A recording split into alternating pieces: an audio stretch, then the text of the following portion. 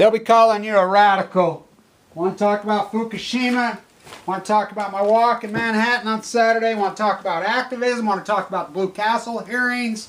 A lot of activism that's going on. First of all, you want to get really up to date. These podcasts by Libby, Nuclear Hot Seat, are fantastic. The one she had yesterday with the Dr. Joseph is amazing. I mean, talk about 8 years of college. You can, through her experience, a whole lifetime. I mean, talk about a professor giving out lectures in detail. Oh, wow. Blue Castle. Fukushima, what are we, 926 days? And simply know this. What has been done about Fukushima? Fucking nothing. Zero. I want to talk about Blue Castle. The hearings are going on right here. Blue Castle is the nuclear power plant they're trying to build on the mighty Green River in southern Utah. I was intensely fighting these evil, creepy monsters when I got sick. The best thing I think I did is those videos that are done out of the ICU unit at the top of LDS Hospital. I did a subset of videos about Blue Castle when I'm sick. My doctor used to come in and bring me the newspaper. Hauled me over to the Capitol right next to LDS there with the central line shriveled up so I could add it. Governor Herbert, Dirty Herbie, this Aaron Tilton, their faces are being exposed. Ken Jones, these are hardcore criminals. They broke the law so grotesquely. And I would like to say this to Matt and Hill and all that organized and brought this lawsuit against them. I love you guys so much. Oh, I love you guys. There's a group of activists in Utah that are amazing. I said out of, so anybody who types in Blue Castle nuclear, talk about get a reality in your face. They're going to get me with a central line hanging out of my jugular vein, near dead from leukemia, telling the details about the fraud. As I say, Walt Stegner would roll in his grave. Stegner and Udall used to, talk about their homes. I was so glad that the Dr. Joseph brought up the synergy conversation of Rachel Carson today and how that came to be and how that book found its way to President Kennedy's desk and it changed the world. This is the modern day literature, as I call it right now. As it's been said for years, literature only changes around the edges. Bullshit. Talk about the core. And if you don't think one person can make a difference, you think about the last real marine biologist, the only one we had. Rachel Carson. As Jay, my friend, wrote that beautiful letter I've posted in some of my videos, as me talked, he's a beautiful socioeconomist with a huge, giant brain. He and I have brainstormed together for years. Over coffee, we talked for hours. He's a genius. And he says, Kevin, I just think you're over the top, Fukushima. I know you're not over the top now. He says, I wish I'd have listened to you more. And he wrote that letter, and he says, this activist has me convinced that Barack Obama's mother was a downwinder. He's talking about me. I finally convinced him. And this is not a guy who just listens to anything says. You're right, Kevin. We need to find this literature, our literature. As activists, it needs to find its way to Barack Obama. As President Kennedy, he broke free. And he signed away nuclearism. Believe it or not, so did Reagan. That Reagan, piece of shit, worst president, talk about a nightmare. But remember one thing, he was anti-nuclear. Nancy was in his ear, he was anti-nuclear. And as Gorbachev says, and by the way, Rhodes' beautiful play was here in Utah, and this is what the nuclear old school downwinder thesis think of me, Carol Gallagher. Let me tell you, Carol, I love you, but your friends, this is what they think of me. His aide asked them, where's Kevin Blanch? Oh, he wasn't invited. Who? What? And his aide said, are you kidding me? Are you kidding? This is the nuclear thesis here, as I fought it tooth and nail hardcore. I've accomplished so much in so long of a time, but YouTube brought us onto the stage to where it's working. I sense the change. Yeah, it took a long time to get here to mass murder us. And Fukushima's going to mass murder millions. But I will say this, to say it's going to wipe out all humanity, hell no. Think about this, my father, drafted. And if you want to know about science, let's talk about the greatest study that is right in hiding in plain sight, and I can give it to you over and over and over and over. The drafted atomic veterans that were placed in the trenches. They didn't live there. They weren't there for years and years. They were in the blast. My dad was a very close blast, woke up in the hospital. They were all drafted Marines. Out of the 40,000, Richard Leonard Bird's Folding Paper Cranes, incredible book. He was one of the last ones that was in there. They died at different stages. Most of them died 10, 20 years later. Of course, other things killed them. I mean, these were Korean War veterans. I mean, you know, a lot of them. Can you blame them? And to all you gun toters, just remember this. I'll say this. Go talk to a Korean War vet. Go talk to a Vietnam War vet. Even if somebody does come into your house or does your thing, whatever, you know, which it happens so rarely, but kill a man. Go kill a human being and go talk to a Korean vet or a Vietnam vet. Go have a conversation with them. There's reasons. So, they all die of cancer. All of them. The ones that weren't killed other ways or other things. They died at different stages. Some died at 30. Some died at 40. A lot died in around 50. A lot died in their late 60s. I mean, it's laying in plain sight. The Chernobyl thesis out there didn't kill 1 million people, is his book. I love his book, but it's so conservative. Chernobyl's killed 40 million people, and I can prove it.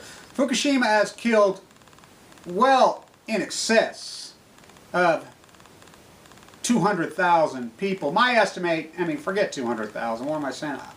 I think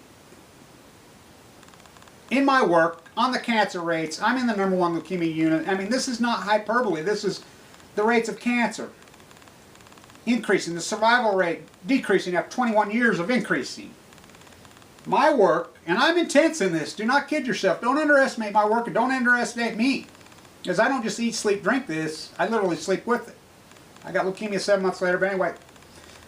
I believe that Fukushima's killed way north of 200,000 people in North America to date. And I can show in detail, I can go into a long dramatic lecture with detail on my numbers and how I arrive at those numbers. You know, I'm working on a matrix. There's a lot going on in the activism world. And the Blue Castle, it's going on a price right now. Pay attention, all you activists out there, at how this scam works. Aaron Tilton was a politician. Dirty Herbie, our governor. Ken Jones, he placed Ken Jones, the water quality engineer. One guy gave the water to illegally. I mean, this is so corrupt, and we brought the suit, and these guys are going to stay on the stand. Who cares what the judge rules? Really, who cares? Because in Utah, the court system does not work. It's broken. It's been totally hijacked. In the appellate court, you know, and that's what they do. They scold the Utah courts. What are you doing? But listen to these guys on the stand. Listen to these guys' lies. He took the stand yesterday, their expert, and lied his ass off. They perjure themselves every day. But lying and white-collar crime is totally... If we haven't accepted that lying is not only legal, it's accepted, it's encouraged, it's a way of life. Tell that to Barry Bonds. Tell that to Lance Armstrong. As I used to say, it's our culture from 1989 to present. Nothing but Mark McGuire swinging Albert Bell's bat. But now I say it's Mark McGuire swinging Albert Bell's bat, riding Lance Armstrong's bike. You know, the Lance Armstrong conspiracy was so widespread. The marine biologists, why is there no studies out of the Pacific? I've come to the conclusion because they're just titles and names. They don't work. They don't. I'll guarantee you all the marine biologists and all the partners, they don't even know how to do a fucking study. They fucking sit in their ivory towers as they've been propped up by the nuclear industry and they're funded by the government. It's going to take a real leader. These people, you don't think this country has went through these fights before philosophically, and that's why we're going to Hamilton's grave. And I'm going to show you that we are the Harriet Beecher Stowe's, and you few activists that are out there, remember this. I equate this very similar to the 1830s. For the Harriet Beecher Stowe's, the Alexander Hamiltons, even clear back then, Alexander Hamilton flew in the face of slavery. He watched it. Do you know how, and that's another reason we're going to Washington Square. That's where the free slaves, original ground, that's a whole other thesis, the Dutch India Company, which is the modern day Walmart. The shirtwaist fire, that hallowed ground, is, you can lay those pictures of the shirtwaist fire and the Bangladesh death, which right next to each other, as the families look at them 102 years away from each other, right there. But you don't give a fuck, because America has absolutely no morality. Zero. They have none. And I could prove it. The deaths, oh, you don't care. You know, oh God, I got cheap goods at fucking Walmart. Yeah, and that's what they are, is cheap fucking goods. As it's been proven, the $4 more to make the Apple phone here. I don't give a fuck. You know, it's anything, and you guys accept it. It's no different than the 1830s. And a small group of abolitionists, we're the modern day abolitionists because we're standing on moral ground. In the flat, the Harriet Beecher Stowe's of the world, they stood 1 in a million. They were 1 in a million, literally. They stood up. But who was right? The 1 or the million? No, the 1. And they changed the world. Rachel Carson changed the world. One person, and I'll say this to every one of you people that say you love the ocean. Where the fuck are you? She stood in the face as she was dying and she took these evil fuckers on. And she saved millions of you fuckers' lives. Millions of you people's lives. We're fighting for your lives and your kids' lives and your future's lives. You don't even know we're fighting for you because you're too fucking dogmatic, fucking ignorant. I don't fucking give a fuck about you fucking ignorant masses. I want you to live, but I care about your kids, and I care about your unborn children, and I care about the youth of this fucking country, because they've been fucking given a raw fucking deal. They've been given a fucked up deal for the first time in the history of this country. We have poisoned this earth, as Ackerman says, everything else out the window. This is a whole nother world. The fucking 311 changed the world. Fucking nuclear fallout is cancer, period, period, period. You fuckers are willing to cut your breasts off, have your prostate cut out. Oh, that fucking, what are you talking about? There's no replacement for fucking nuclear. What's it? Fucking solar, oh God, that can't, it's already being done. That's the thing, it's being done. Right in front of your nose, it's happening. Oh, San Onofre shuts down, rolling blackouts. Oh, really? Lying fuckers. Oh, fuck, we shut down all the nuclear plants in fucking Germany. Can't have. Oh, been done. Oh, we shut down all the fucking nuclear plants in Japan. Oh, they're over. They're economically destroyed, huh? You know, I love it how the mantra in Japan, under the economy, under the economy, under the economy. When they fell for this shit in 1986, the Nikkei peaked at fucking 35,000. Say that we destroyed their economy a long fucking time ago, as we destroyed ours a long time ago. Thomas Ackerman says. These fuckers still think they're on the winning team and have something about you in on the winning team and your fake fucking ugly fucking fake fucking rock styrofoam piece of shit fucking mansion. It's a piece of shit. As I said, on Fifth Avenue, when those guys got found not guilty, those people that murdered and locked those girls in there and dumped their diet and changed the fucking world, at least the Fifth Avenue mansions were of quality. Now we don't even have quality. Yeah, it's 1%. Somebody... Occupy finally got it. I've been preaching for 3 years. They finally got it. They put up that fucking great picture of the original throwing the fucking bankers out of the temple. Jesus Christ. Usury. Until you understand what usury laws are. We have to do this locally. We're not going to do it nationally. We have to get to President Obama and make him understand his mother was a downwinder. That fucking Bloom 300 open air tests across southern Utah. We in Utah know. Fucking Oklahoma, Texas, and Utah, we going to now. What do you think all the hairspray's about? You know, can you imagine your grandfather, your father getting up in front of the mirror and spending an hour doing his fucking hair? Because it's a facade. That's who these people are. Look at these right-wing neocon fuckers. Look at their hair. Everything about them's fake because it's a facade. It is a reflection of who they are. Until you people wake up and realize that us as activists, soft trigger, oh fuck, call me a soft fucking trigger. Go, I dare any fucking one of you fuckers. Run to me in public. I like this guy who says, oh fuck, I'll run, you're gonna kick your ass. Oh really? Oh really? Why don't you come kick my fucking ass? Good, good, bring it on fucker. Because I'll tell you what, I don't want to fucking tack. But if you tack me, oh fuck, I know how to fight. I know how to fight physically, mentally, with my back all the fucking way. I'm not afraid of any of you. And I'll stand there by myself. I don't give a fuck. And we're going to fucking talk about everything that ever happened right there. This all comes down to human rights issues. They're all the same fucking issue. Morality and integrity, and fucking leaders obviously have no integrity. They have sold their soul to the fucking devil, to the highest bidder. Every last single one of them. The marine biologists, the fucking nuclear players, the politicians, all. None of these fuckers. They're not educated, they're not smart, they're dumb, they're bought and fucking sold, including President Obama, including laughing in his own mother's face. Death. What a fucking disrespect. You know, the fucking GLP, fuck, they'll come out and tell you right to your face. We'll sell out the fucking earth for fuck. We don't care if we mass murder our own family for a buck, but they tell you that up front. They tell you that. There are no Rachel Carson. She was a marine biologist. All you marine biologists, fucking may God have mercy on your fucking souls. May God have mercy on your souls, you evil fuckers. Megan Rice is the daughter of Dr. Rice. The professor right there. Dorothy Day, all you New Yorkers. The Catholic workers' fucking rights. Amazing. You don't get this. The masses don't get my angle and where I'm going. Oh, you're playing to the morality issue. No shit. No shit. Hello. Hello. Because we are the modern day abolitionists. You know, as my daughter in Brooklyn, we walked by that church built by abolitionists. Right there in old Brooklyn. You know, the Battle of Brooklyn, as they lost Hamilton. You know, right there in Manhattan where they are, that battle's fucking took, they lost. You know, but they turned the fucking tide, and they fought against tyranny. They fought against the fucking Queen. Oh, the Tariff Act of 1789. Usury laws, antitrust laws. Occupy was powerful. As I stood right there on that ground 3 years ago. Everybody says, well, what happened? I was due to speak in Zuccotti. I got cancer. I got sick the day I was due to fly. And I tell everybody I've been on a 2-year LDS mission in the top of the LDS Bone Marrow Transplant Center, which, by the way, has nothing to do with the Mormon Church. It's an historic name. I've got a second chance. The forces there be, whether it be God, whether it be whoever, I got a second chance. So we're going to reboot this. And I'm going to stand there and we're going to restart this movement, just like I tried to start it 3 years ago. Just like a small group who started Occupy right there at NYU, right there at Washington. Just like when the Gay Rights March, they fought back and said no more. It worked. Whether you agree with it or disagree with any of this, it doesn't fucking matter. It's what works. The economic philosophy, the nuclearism has been a gigantic failure, and you're willing to go to your own fucking... I've watched it in the hospital. I've watched people. Oh, I worked in a nuclear power plant. I'm fucking 49 years old. I have leukemia. Oh, no, it didn't give it to me. Oh, bye, I'm dead. Not me, motherfuckers. Not me. Not fucking our unborn children and our beautiful grandchildren, the beautiful youth of this fucking country. I'm going to fight for them like our fathers and our grandfathers and our great-grandfathers fought for us. Not with a fucking gun, not with a fucking drum. I'm going to fight like Hamilton fought, with my brain intensely and fucking logic. I'm going to fight with things that work.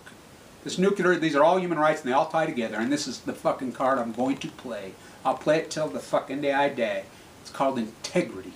And I'm going to fucking call you fuckers out until one of you fuckers stand up and give us a marine biology report out of the Pacific. Tell us the fucking truth. Nothing's been done, you lying evil fuckers. You're glass house. You're afraid. Thomas Ackerman says they still think there's something to fucking... They're on the winning team and there's something left to win. You're not on the winning team. You're on the losing team. Stay untuned. Giving out lectures in detail. Oh, wow. Blue Castle. Fukushima, what are we, 926 days? And simply know this. What has been done about Fukushima? Fucking nothing. Zero. I want to talk about Blue Castle. The hearings are going on right here. Blue Castle is the nuclear power plant they're trying to build on the mighty Green River in southern Utah. I was intensely fighting these evil, creepy monsters when I got sick. The best thing I think I did is those videos that are done out of the ICU unit at the top of LDS Hospital. I did a subset of videos about Blue Castle when I'm sick. My doctor used to come in and bring me the newspaper. Hauled me over to the Capitol right next to LDS there with the central line shriveled up so I could add it. Governor Herbert, Dirty Herbie, this Aaron Tilton, their faces are being exposed. Ken Jones, these are hardcore criminals. They broke the law so grotesquely. And I would like to say this to Matt and Hill and all that organized and brought this lawsuit against them. I love you guys so much. Oh, I love you guys. There's a group of activists in Utah that are amazing. I said out of the, you know, so anybody who types in Blue Castle nuclear, talk about get a reality in your face. They're going to get me with a central line hanging out of my jugular vein. They'll be calling you a radical. Want to talk about Fukushima? Want to talk about my walk in Manhattan on Saturday? Want to talk about activism? Want to talk about the Blue Castle hearings? A lot of activism that's going on. First of all, you want to get really up to date. These podcasts by Libby, Nuclear Hot Seat, are fantastic. The one she had yesterday with the doctor, Joseph, it is amazing. I mean, talk about 8 years of college. You can, I mean, through her experience, a whole lifetime. I mean, talk about a professor near dead from leukemia, telling the details about the fraud.